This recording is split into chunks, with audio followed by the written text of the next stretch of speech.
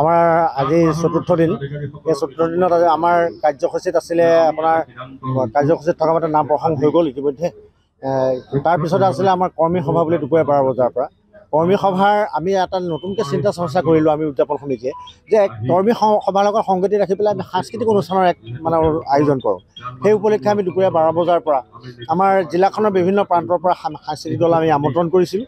এই সাংস্কৃতিক দলসমূহৰ দ্বাৰা আমাৰ এই মঞ্চতেই সাংস্কৃতিক অনুষ্ঠান পৰিৱেশন কৰিলে আৰু আমি নথৈ সুখী যে যিসমূহ সাংস্কৃতিক দল আহিছিলে তেখেতসকলৰ যি পাৰদৰ্শিতা, সেই পাৰদৰ্শিতা আমাৰ আজি ইয়াত উপস্থিত দৰ্শকসকলক আপ্লুত কৰিছে আৰু দৰ্শকসকলে যথেষ্ট মানে প্ৰশংসা কৰিছে দলসমূহক। আৰু আমাৰ এই অনুষ্ঠানটি যেনেধৰণে পৰিচালিত হৈ আহিছে, আমাৰ উদযাপন সমিতিৰ মাননীয় সভাপতি আৰু সম্পাদকদেৱৰ প্ৰমুখ্যে সমূহ কৰ্মকৰ্তাই যি ধৰণে কাম কাজত হাত দিছে প্ৰতিটো মুহূৰ্ততে, আমাৰ প্ৰতিখন উপসমিতিয়ে প্ৰতিটো কাম কাজত। আজি অৱশ্যে এটা আমাৰ বতৰৰ অলপ প্ৰতিকূল পৰিৱেশে আমাক কিছু অসুবিধাৰ সৃষ্টি কৰাইছে।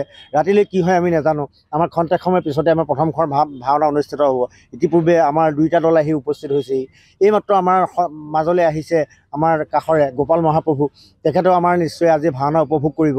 আৰু আমাৰ এই অনুষ্ঠানটিৰ দ্বাৰা আমি এটা অনুভৱ কৰিছোঁ যে আমাৰ এই জিলাখনৰ লগতে আমাৰ এই অঞ্চলটোৰ বিশেষকৈ অঞ্চলটোৰ যিসকল আমাৰ কৰ্মী আছিলে, যিসকল শিল্পী আছিলে, সেই শিল্পীসকল আগবাঢ়ি যোৱাৰ এখন ভাল প্লেটফৰ্ম পাইছে বুলি আমি ভাবিছোঁ। আৰু আমি ইমান ধুনীয়াকৈ প্ৰত্যেকেই কাম কৰি আছোঁ আমাৰ মিলা প্ৰীতিৰে, যে অনুষ্ঠানটি এক সফল পৰিসমাপ্তি আমি কামনা কৰিছোঁ।